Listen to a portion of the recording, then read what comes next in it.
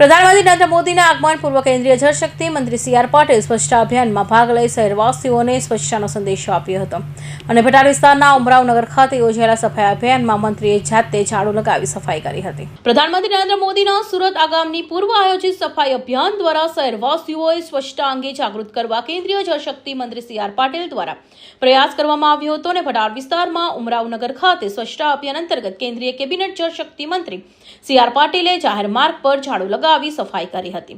તો મંત્રી સી.આર. પાટીલે જણાવ્યું હતું કે વર્ષ 2014માં પ્રધાનમંત્રી નરેન્દ્ર મોદીએ પદભાર સંભાળ્યા બાદ સ્વચ્છતાને સર્વોચ્ચ પ્રાથમિકતા આપી હતી, જેના સકારાત્મક પરિણામે આજે દેશભરમાં જોવા મળી રહ્યા છે। કરોડો શૌચાલયના નિર્માણથી ખાસ કરી ગ્રામ્ય વિસ્તારના લોકોને મોટા ભાગ લાભ મળ્યો હોવાનું તેમણે જણાવ્યું હતું।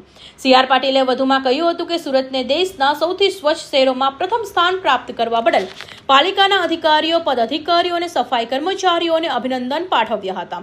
સાથે જ આ સિદ્ધિને જાળવી રાખવા માટે સતત પ્રયત્નો કરવાની જરૂરિયાત પર ભાર મૂક્યો હતો। Bureau report, Hind TV news, Surat.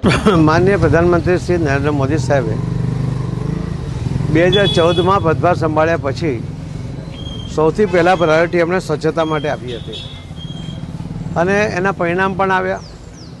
આજે લગભગ 12,000 કરોડ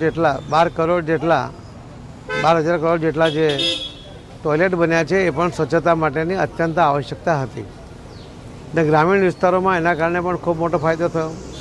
શહેરી વિસ્તારમાં મહાનગરપાલિકા કે નગરપાલિકા દ્વારા પણ સફાઈ ઝુંબેશ કે એમની પાસે કર્મચારીની વ્યવસ્થા પણ હતી। સુરત મહાનગરપાલિકામાં આજે જ્યારે સ્વચ્છતાનું પહેલું બિરુદ પ્રાપ્ત કર્યું છે ત્યારે સફાઈ કર્મી સુરત શહેરના એમના અધિકારી, પદાધિકારી બધાએ મળીને જે મહેનત કરી છે એના કારણે આ પ્રથમ નંબરે આજે સ્વચ્છતામાં સુરત છે। આ નંબર જાળવી રાખવો અને અલગ અલગ સમયે આવી સફાઈ ઝુંબેશ કરતા રહેવું। માનનીય પ્રધાનમંત્રી મોદી સાહેબ જ્યારે કોઈ શહેરમાં વિઝિટ કરે છે એના એક અઠવાડિયા પહેલાં ત્યાં સફાઈ ઝુંબેશ થવી જોઈએ એવો એમનો આગ્રહ હોય છે। એના કારણે સ્વચ્છતાનું પ્રમાણ એક વધે છે। આવતીકાલે માનનીય પ્રધાનમંત્રી મોદી સાહેબ જ્યારે સુરત પધારી રહ્યા છે ત્યારે આ એક અઠવાડિયાથી મહાનગરપાલિકા એના અધિકારી કર્મચારીઓ સાથે મળીને ભારતીય જનતા પાર્ટીના સૌ આગેવાનો અને કાર્યકર્તાઓ મળીને સફાઈ ઝુંબેશ આદરી છે। આજે પણ ઉમરાવનગરની અંદર આ સફાઈ માટે આ વિસ્તારના કોર્પોરેટરશ્રીઓ અને સૌ કાર્યકર્તાઓ કર્મચારીઓ સાથે છે। મ્યુનિસિપલ કમિશનરશ્રી પોતે પણ અહીંયા આમાં રસ લઈ રહ્યા છે।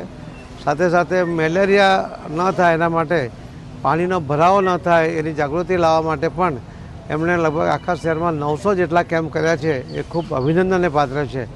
ફરીથી હું સૌ નાગરિક ભાઈ બહેનોને વિનંતી કરું છું કે સ્વચ્છતા આપણા ઘર પૂરતી મર્યાદિત ન રાખતા આપણા મોહલ્લામાં, આપણા શહેરમાં, આપણા રાજ્યમાં, આપણા દેશમાં સ્વચ્છતાનો આગ્રહ કરવો જોઈએ। આજે બાળકો પણ જાગૃત થયા છે મોદી સાહેબના અભિયાનને કારણે। હવે ચોકલેટ ખાઈને રેપર એ લોકો ગમે ત્યાં નથી નાખતા, ત્યારે આપણા સૌની તો ખાસ વિશેષ ફરજ છે કે આપણે પણ એમની જે જાગૃતિ આવી છે એનું અનુકરણ કરવું જોઈએ। ધન્યવાદ।